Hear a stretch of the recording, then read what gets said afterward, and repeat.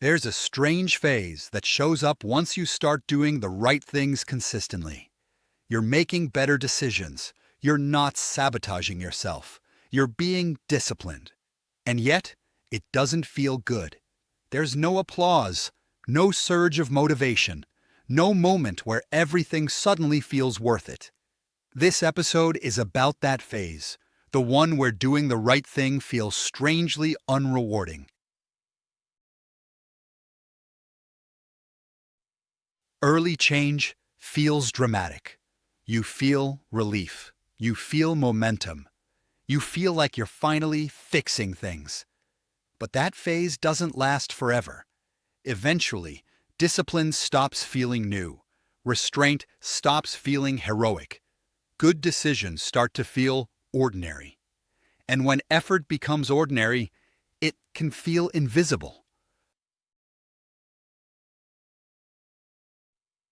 Most of us were taught, implicitly or explicitly, that doing the right thing should feel right, that effort should bring affirmation, that discipline should feel empowering, that progress should come with emotional feedback.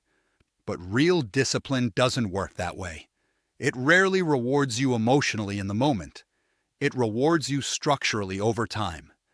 And that gap between effort and feedback is where doubt creeps in.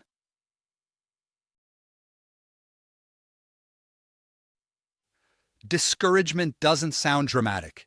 It sounds like, is this even making a difference? Why does this feel harder than before? I thought this would feel better by now. Nothing is wrong externally, but internally, motivation starts thinning out. Not because you're failing, but because you're no longer driven by crisis. This is where discipline changes shape. At first, discipline is reactive. It's fueled by fear, urgency, or pain. Later, discipline becomes quiet. It doesn't announce itself. It doesn't demand attention. It just shows up, day after day. And quiet discipline doesn't feel heroic. It feels boring, predictable, unseen. That's the part people struggle with. This is where my faith reframed things for me. I had to stop expecting discipline to reward me emotionally. Instead, I started seeing it as stewardship. Doing the right thing wasn't about how it made me feel. It was about being faithful with what I'd been given. Faith taught me that obedience doesn't come with applause. It comes with trust. And trust is built in seasons where nothing exciting happens.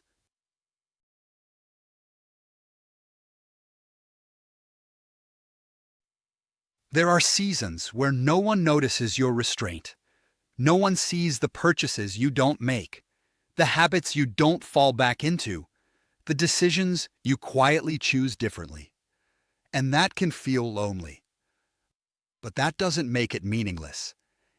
It means the work is internal now, and internal work rarely gets external recognition.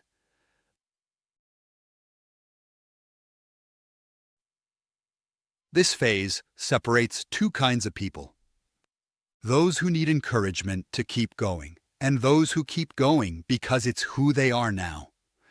When you continue without applause, discipline stops being an act.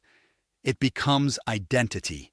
And identity doesn't need motivation, it needs alignment. This is where patience matures. Not the patience of waiting for results, but the patience of trusting the process. Faith doesn't promise immediate reward. It asks for faithfulness. And faithfulness, over time, reshapes who you are, even when no one is watching.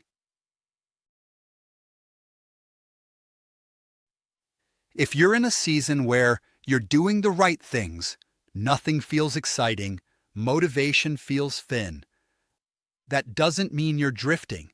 It usually means you're growing roots instead of chasing momentum, and roots grow quietly. Not every right decision will feel good.